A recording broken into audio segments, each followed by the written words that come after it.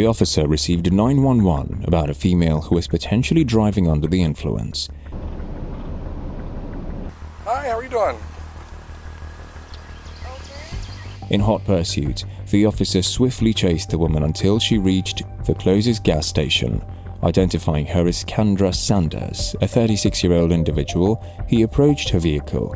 After being pulled over, she clarified promptly her reason for stopping, stating that she urgently needed to purchase dog food. Understanding the importance of addressing potential emergencies, the officer listened attentively to her explanation.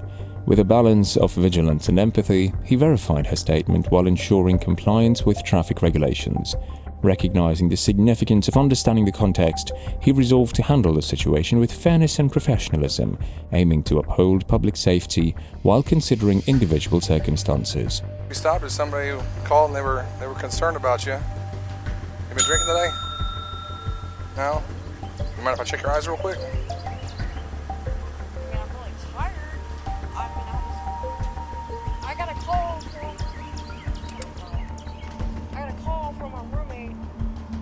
The officer calmly approached the woman's vehicle, explaining the reason for the traffic stop. He clarified that a concerned citizen had reported her, prompting him to ensure her well-being. He politely inquired if she had consumed alcohol, to which she refused. Seeking further assessment, he requested to check her eyes for any signs of impairment. However, she abruptly disregarded his request, diverting the conversation to another topic altogether. The officer maintained his professionalism, patiently reiterating the importance of addressing the initial concerns. With an unwavering commitment to public safety, he resolved to handle the situation tactfully while maintaining a focus on the initial purpose of the encounter.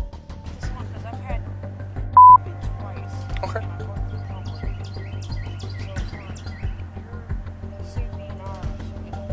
Sure. She cunningly donned a mask to mask any telltale scent of alcohol on her breath. Demonstrating her wit, she cleverly handled the situation by explaining her concern for the officer's safety, citing her supposed COVID diagnosis as a reason for maintaining distance. Utilizing the current pandemic as a shield, she skillfully redirected the focus away from potential intoxication.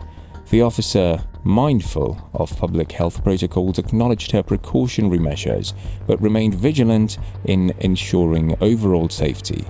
He proceeded with caution, taking note of the circumstances and employing his training to assess the situation accurately while maintaining a respectful and professional demeanor. Can you see the tip of my finger? Okay. I just need you to follow the tip of my finger with your eyes and only your eyes. Do not turn your head. I'm going to make a few passes back and forth, up and down, okay? Follow my finger with your eyes. Suspecting intoxication, the officer devised a quick test to assess the woman's condition.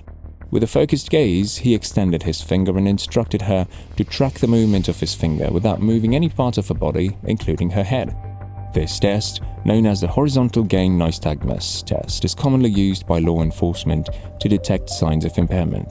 By observing her eye movements, the officer aimed to determine any involuntary jerking which could indicate alcohol intoxication. Employing this standardized procedure, he sought to gather objective evidence to support his initial suspicion while maintaining fairness and adherence to proper protocol. What I want you to do when I tell you to, I want you to put your mouth over the straw, blow hard, and keep blowing until I tell you to stop, okay? As long as hard as you can. Okay, go ahead. Blow. You're not blowing. Blow. Gonna push air out. Blow hard. Blow. You're not doing anything. Out, ma'am. Okay. Like this.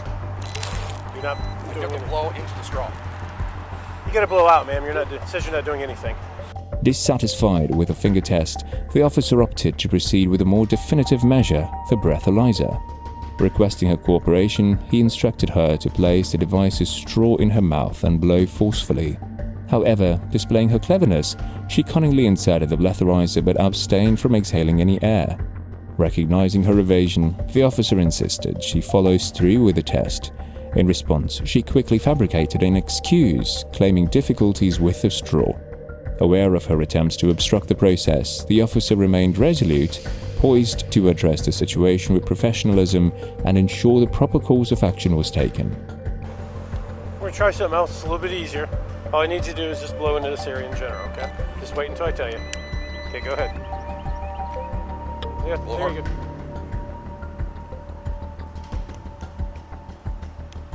Okay. Despite the officer's awareness of her excuse, he sought to accommodate her by replacing the straw of the breathalyzer with a cone-shaped blowing cup, aiming to make it easier for her to blow. However, despite the officer's efforts, she remained steadfast in her refusal to blow into the device. Undeterred, the officer maintained his diligence, recognizing her persistent resistance and preparing to take appropriate measures to address the situation effectively while upholding the integrity of the law.